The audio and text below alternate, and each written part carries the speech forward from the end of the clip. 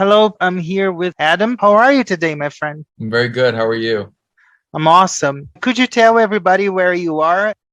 Right now, I'm in the northeast of Brazil. I'm in the city of Natal. Yes. So the reason why I'm here is because I was traveling up here around the beaches, and then I have to catch a flight tomorrow from Natal to Salvador, so I'm going to Bahia, which is Mhm. another part of the northeast that if you're Brazilian or if you've been to Brazil, you must have heard of.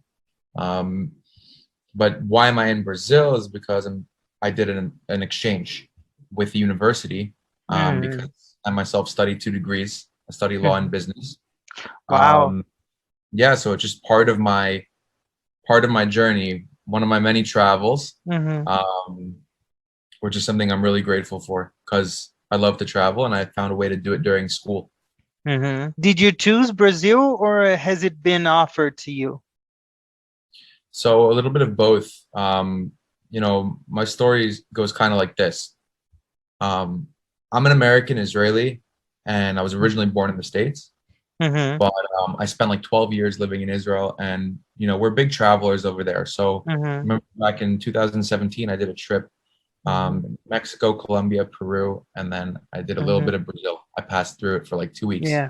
Mm-hmm. just for the carnival, and then I went back to Israel and I started university. Mm-hmm. When I started university, I knew that I wanted to travel again, and I Mm-hmm. knew that I wanted it to be in Latin America because I really loved each and every country that I went to. Mm-hmm. So, this time it wasn't really the goal of just traveling. It was more of like a cultural immersion. So I was like, all right, I hope I can do a student exchange somewhere Mm-hmm. that will interest me in that sense.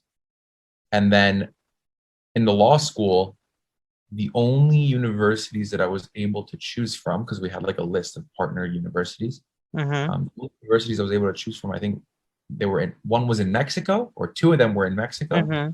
City, and then the other one was in Sao Paulo, which is Interesting. Fundação Getúlio Vargas. Mm-hmm. And at that point, and this is, another thing I didn't say about myself is that I speak 4 languages, right? So obviously English, and Okay. then there's Hebrew that I speak, Mm-hmm. and then I learned Spanish when I was Mm-hmm. traveling in 2017 on that trip. Mm-hmm. And I never really learned Portuguese, but I loved the experience of learning all these languages. And I was like, you know what? Now that I have the Spanish, I'm going to go for the Portuguese. Mm-hmm. Um, and it was the fact that the FGV University in Sao Paulo was on the list Mm-hmm. as an option to go travel and study Yeah. abroad. And I Mm-hmm. was like, okay, you know what? I guess that's my calling. I'll go for the Portuguese now, and I'll go for Brazil now. And I just have an open Mm-hmm. mind like that. And I was like, okay, let's do it.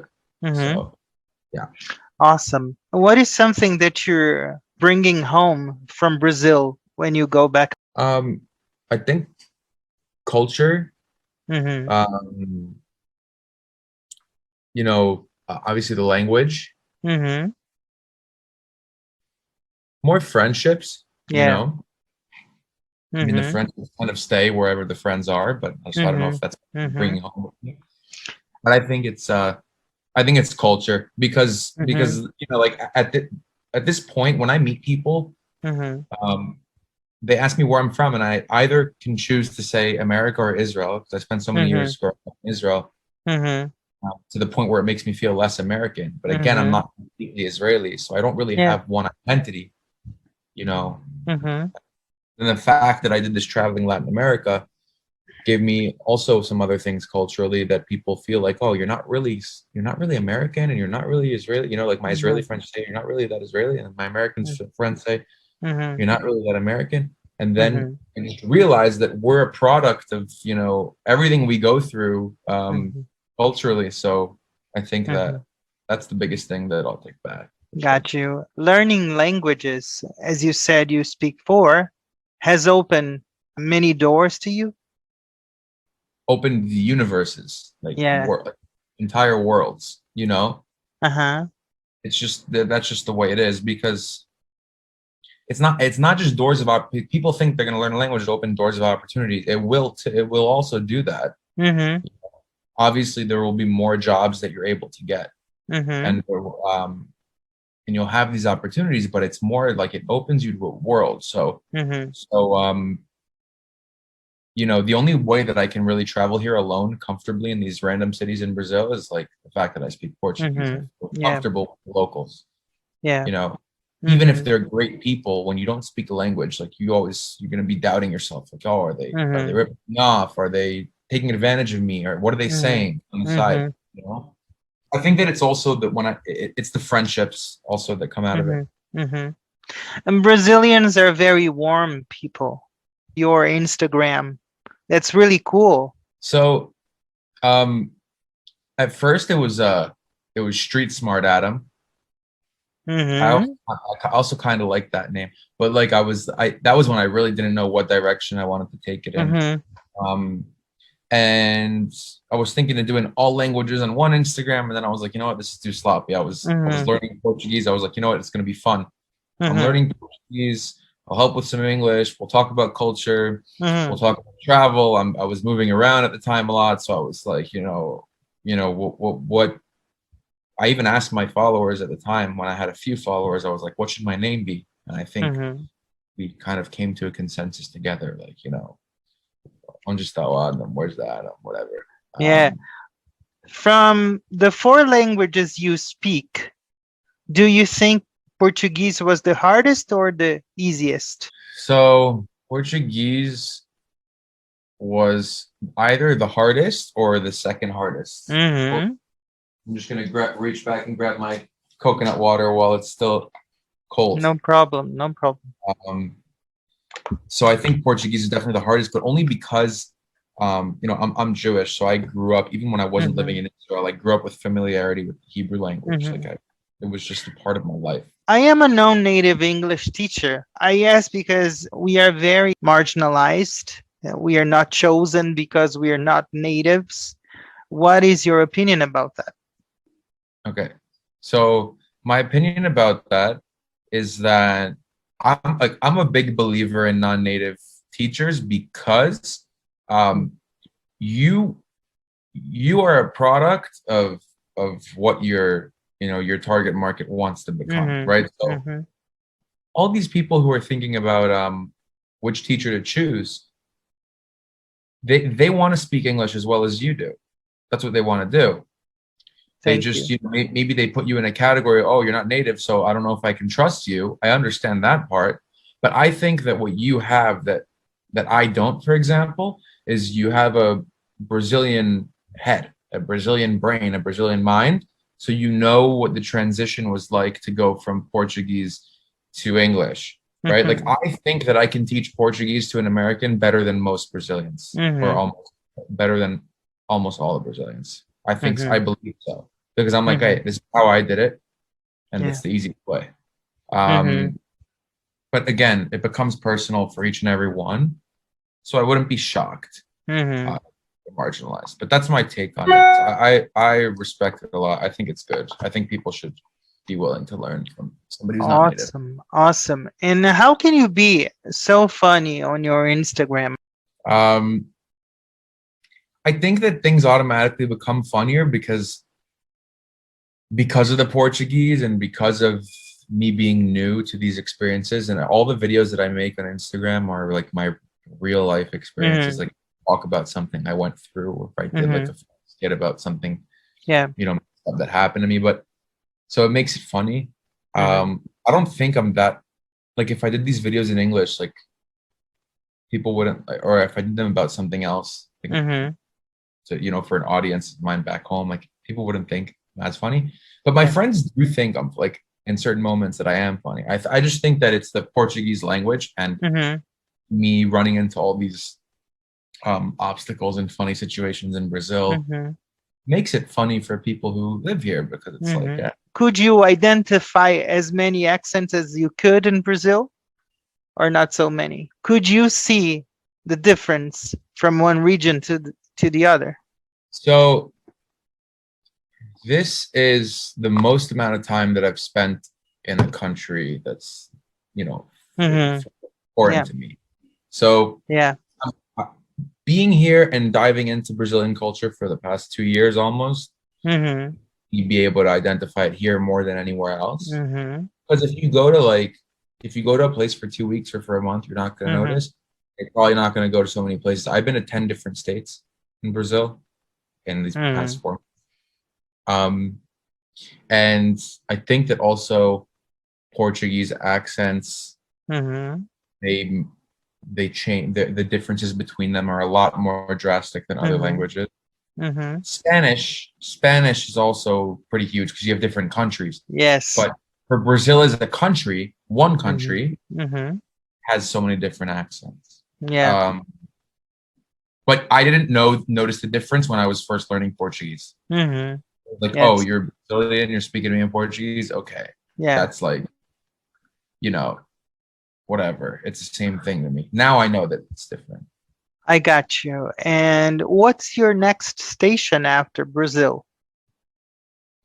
I'm going to be going back to Israel to finish my degrees. Mm-hmm. And then after I finish my degrees, I will reconsider, Mm-hmm. where I want to be located. It all depends if I'll be working online or Yeah. so. For now, it's Mm. going to be Israel. Have you ever considered living in Brazil for a long time? Um, I was thinking about it when I got here. Well, when Mm-hmm. I got here, I was like, whoa, like Mm-hmm. I just came in the Mm-hmm. pandemic alone to this country. Like, what am I doing? And then I was like so happy to be here because I was like, this is Yeah. new to me. This is Yeah. amazing. Um, Yeah. and the longer that I'm here, Mm-hmm. I have really two opinions, like two sides to me. One Mm-hmm. side is like, oh, I would stay here for years on end. Mm-hmm. And there's another side of me that says, this is temporary and maybe it's better that way because, it's hard. It's hard for me to want to Mm-hmm. stay here for such a long time. I don't Yeah. have any family here or anything. Mm-hmm. But again, I still have my independent side of me and like the part of Yeah, me that of course. like I would consider it. I'm Uh-huh. social. I make friends. What is the advice that you can give my audience so they keep studying languages or keep studying English? Is just to find a way to fall in love with it. Like get obsessed with it. Because Absolutely. when you get obsessed with it, it doesn't feel like Mhm. you're sweating. It doesn't feel like you're struggling. You're doing something that you want to be doing.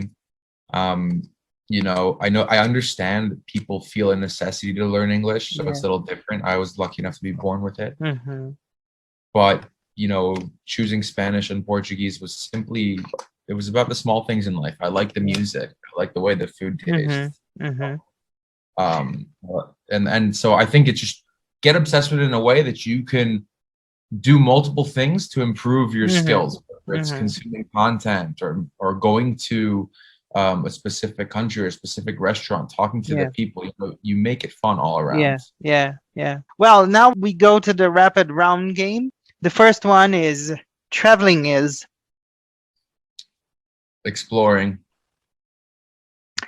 the most beautiful word in Portuguese is Saudade. I agree. My family is Very caring. learning new cultures is Yeah, big part of life. awesome. When I leave Brazil, I will be Sad. okay. My favorite Brazilian food is Açaí. right. Now you can ask me the question. The best accent in the English language. American English, but one of my best friends now is British, so I'm having so much fun to to learn the differences, if you know what I mean. Yeah, it's fun. And how about the next country that you'd like to visit? I would like to visit England when I Nice. have time.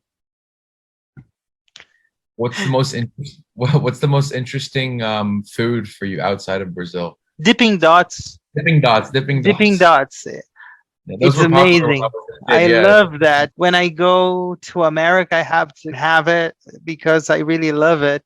that your ideal type of vacation is Traveling around the world with my wife and kids and parents. awesome. What would be the next language you want to learn? French. Awesome. Cool. Your favorite state in Brazil? The state of São Paulo, but the city that I think it's one of the most beautiful in Brazil is Rio. I Yes. think Rio is one of the most beautiful cities in Brazil. One of the most beautiful in the world. Yeah. Well, unfortunately, we got to the end of the interview. And for every guest, I have a sentence, a quote, a takeaway. When I talked to you for the first time for the pre-interview, I thought it was going to be a very nice interview, but it turned out to be an awesome interview. I want you to think that I could tell that you have a Brazilian spirit in you already. So I want you to keep traveling and to keep bringing to Brazilian people the funny part, because I can see that you have a great heart. As a disabled person, just by talking to someone, we can tell if the person is being uh, as open as we are, because when we have a disability, we seek approval and we seek friendship. And one thing that you said during this interview is that you love making friends. I just want you to know that you have a friend in the countryside of the state of São Paulo now. If you need anything, I am a Brazilian Portuguese teacher as well, because that's something that I studied. If you need anything, just let me know. But keep going. Making people laugh and making people happy with your stories, with your Instagram, is priceless. I think that you are on the right track. It was a huge pleasure to be able to interview you and to have you on the channel. Thank you so much. It was a huge pleasure for me to be here, and that's exactly why I accepted your invitation, because it was the way you reached out to me. It was, obviously I did look at your channel, and I believe in everything that you're doing as much as you believe what I'm doing. So there's no doubt in my mind that we should do the interview. And you also have a friend who is, either in Brazil, in the States, in Israel, or somewhere else. You'll just have to figure out. This was my friend Adam. His details will be in the description. Follow him because he's really, really funny, really, really smart, and an awesome human being. Thank you so much for being here with us once again. Thank you. See you. See you next week. Thank you. Thank you, Rod. Bye. Hello, it's Rod's friend here, Gino from Real Everyday English. Sorry for interrupting your video. I just want to make a quick recommendation that you subscribe to Rodrigo's channel. He's an amazing guy, he's so humble, he's so dedicated, and he creates absolutely fantastic content. Sorry for interrupting your video. Don't forget to subscribe. See you people soon. Bye bye. God bless.